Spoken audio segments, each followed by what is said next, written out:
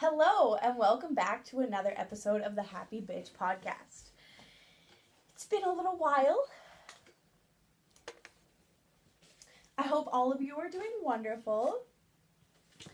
Today's going to be like kind of a more serious episode. For anybody watching, we have my little dog here today. His name is Maximus. For everybody listening, he is a black Pitbull boxer with brindle, if you can imagine that. Okay. So today is episode 24, and today's where we get serious. I've been super fucking depressed lately. And I've been doing everything in my power to kind of stay out of it and everything, but let's just get into it today.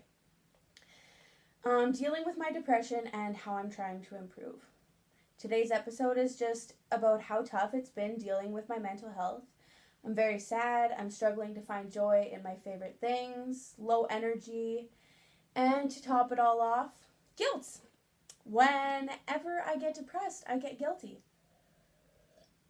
Is this relatable? Does anybody else feel like this? Like when you're sad and then you start feeling guilty because you're like, well, you have a good life, you have a decent job, you have some good pets, you have good family, you have an amazing husband, like, what the fuck's your problem? Anybody else feel like this, or is it just me? These thoughts are not helpful. They don't help anybody, they just make the situation worse.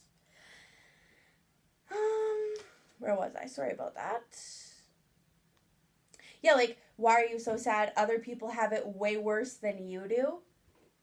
But I heard this on a podcast, and I'm really sorry I don't remember which podcast it is because I listened to like a million of them. But basically the concept was that when you see a baby crying, you don't stand there and ask the baby, "What's wrong, baby? Like, stop crying. Everything's going to be fine." You pick the baby up. And you hug the baby, and you try to make the baby laugh, and you check if the baby's okay physically. Like, obviously, you can't emotionally check on a baby because they can't talk, but the moral of the story is pick yourself up, coddle yourself, let yourself be in that moment, let yourself be sad, stop trying to figure out what's wrong, and just let yourself have the feelings, and then maybe after it passes, then kind of try and figure out what brought it on or potentially how to avoid it in the future.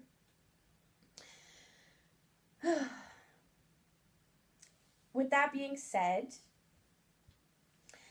last year was the year of self-love, and this year is the year of growth. I believe what started me into my downward spiral was putting too much pressure on myself. Don't get me wrong, it's great to grow and improve, but like my friend said today, you need to do it in a loving way. If you're not loving yourself and you're just being an asshole to yourself, how are you really ever going to improve? You have to love yourself and grow. So, it's a process, but I'm still learning, and if you want to join me in this roller coaster that I like to call mental health, follow along, because hopefully we can learn some cool stuff together. I would not say I'm a guru. I do not have everything figured out yet, but I'm always listening to podcasts and learning and reading and trying different methods and different wake-up routines and bedtime routines and working out and eating properly and just trying to figure out what is, like, how to get to the ultimate frequency, how to get to the best version of myself. But yeah, I was putting too much pressure on myself. Also, I wasn't paying attention to my mental health. It's like going on a diet for a year, which I did for a year, and I really focused on loving myself.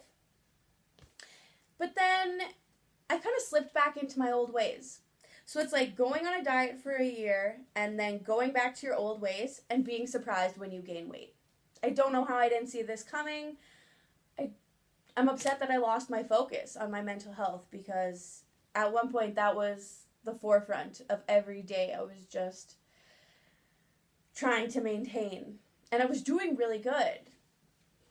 But I also believe that it was a combination of the pressure I was putting on myself, the lack of attention towards my mental health, and also seasonal affective disorder, also known as SAD. If you want more information, you can obviously Google this, but I do have an episode about it. Is episode 20 if you want to watch it. So finding balance in life has always been a struggle for me. If work is good, the house is a mess. Or if the house and work are both good, then I'm slacking in my friendships. So something new I am trying, as of now, instead of setting goals, you set systems.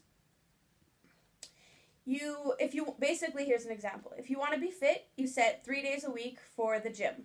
That's just an example, but you get it. Right? If you want to write a book in the next year, you're going to schedule 2 5-hour sessions a week to sit down and write so that you can reach that goal. If you just think in the back of your mind, I'm just going to write a book this year, but you never actually sit down and write it, it's kind of like that. So, I also struggle with being in the moment, and I'm always focused on the results.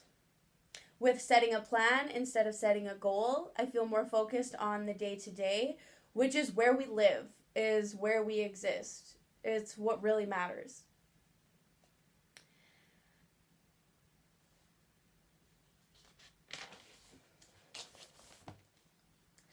Sometimes I feel like depression sneaks up on me. One day I just wake up in a very different world. It's like waking up in the dark and not realizing until the light starts to shine through. Then finally, you see clearly after days, weeks, or even months of being blinded. I begin to feel like myself again, and I smile and think, I'm back. But then I remember where I just came from and get scared for the next time I return.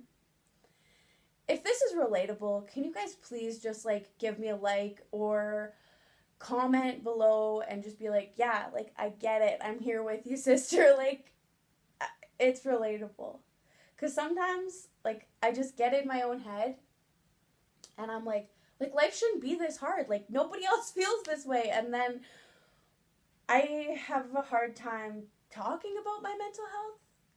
Obviously, it's improved a lot since I started this podcast. But before, if I was really down, I wouldn't really, reach out and talk to people about it. But as I've become more open with talking to people about my mental health, I've realized we're all in the same boat.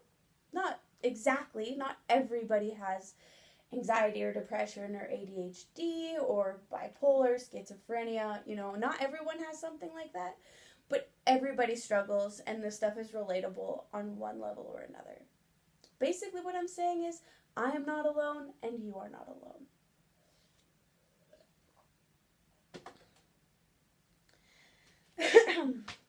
I can usually tell that it's been a bad one when I come to, and I'm unshaved, I have dirty hair, I have so many unanswered texts. The house is showing neglect, whether that be, you can tell you need to vacuum or haven't taken out the garbage in a few days, something along those lines. And the never-ending takeout wrappers. When I get into a depression, I do not want to cook. I pretty much get takeout every day on my way home, which is not healthy for me physically. It's not going to help me with my mental health, eating fucking fast food and shit all the time. But in that moment, it's the only thing that's getting me through. I mean, at least I'm eating, right? People who struggle with depression, you're definitely going to know what I'm talking about. And people that don't, they're thinking what the fuck, bitch? Just cook supper. How hard is it? But when you barely want to roll out of bed, cooking a whole fucking meal seems like a lot.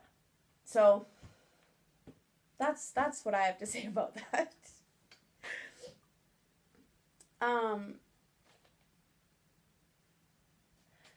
So basically,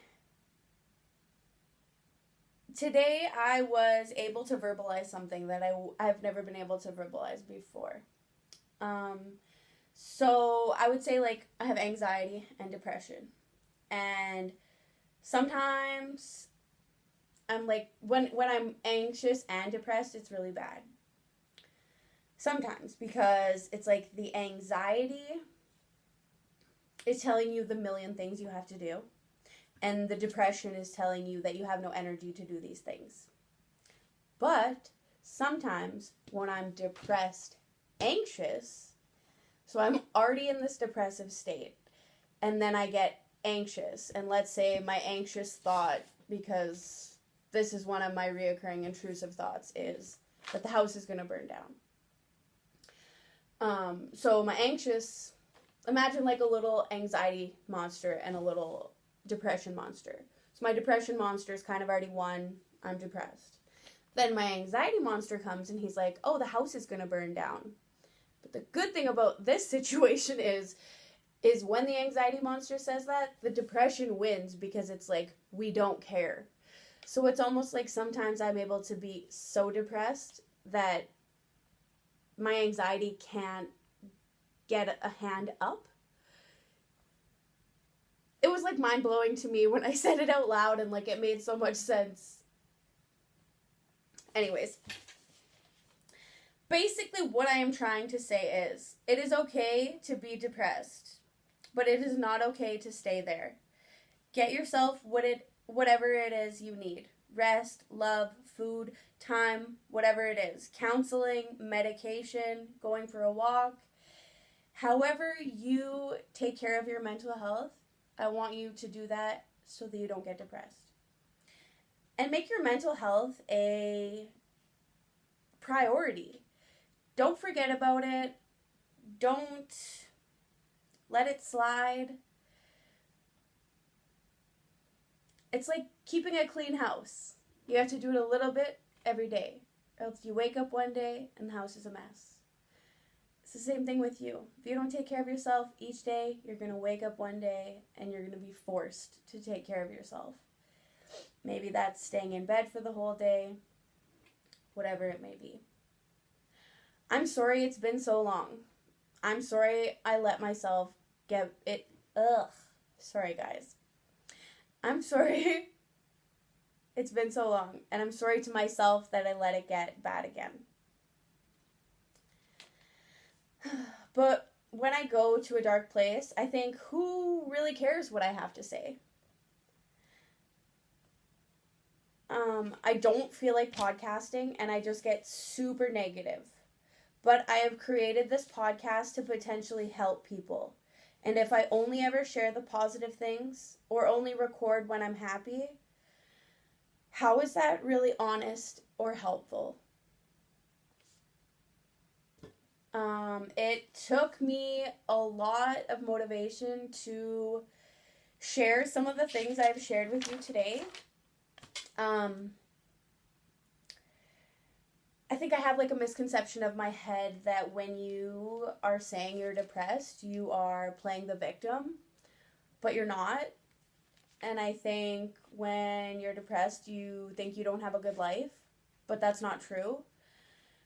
It's just potentially a chemical imbalance or a lack of self-care.